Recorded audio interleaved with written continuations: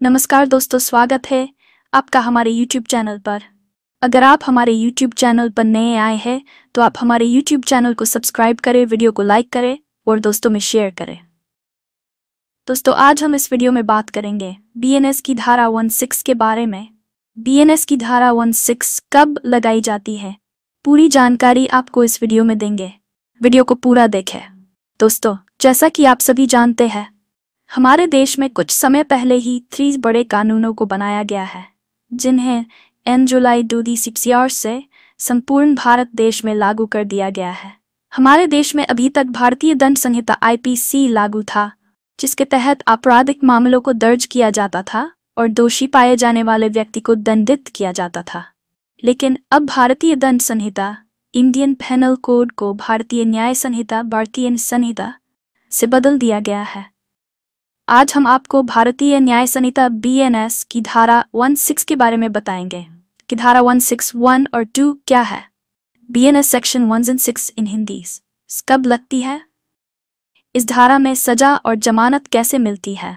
किसी भी प्रकार की लापरवाही से होने वाली मौतों को भारत में बहुत ही गंभीरता से लिया जाता है।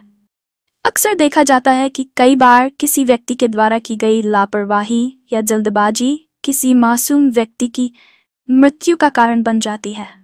ऐसे ही अपराधों का जल्द से जल्द निपटान करने व दोषी व्यक्ति को सख्त से सख्त सजा देने के प्रावधान BNS 16 के अंदर बताया गया है।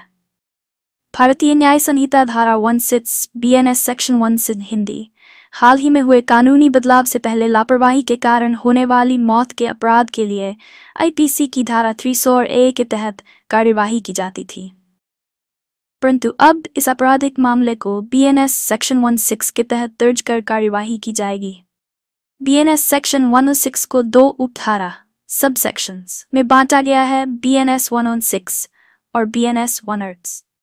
नए कानून लागू होने की वजह से आप और हम जैसे बहुत से लोगों को नए कानूनों की जानकारी खोजने के लिए बहुत परेशान होना पड़ता है। इसलिए आज हम आप सभी की इस समस्या का समाधान करते हुए भारतीय न्याय संहिता की धारा 16 व इसकी उपधाराओं को विस्तार से जानते हुए संपूर्ण जानकारी बहुत ही सरल भाषा में आपको देंगे। BNS सेक्शन 106 1 क्या है? ये धारा कब लगती है?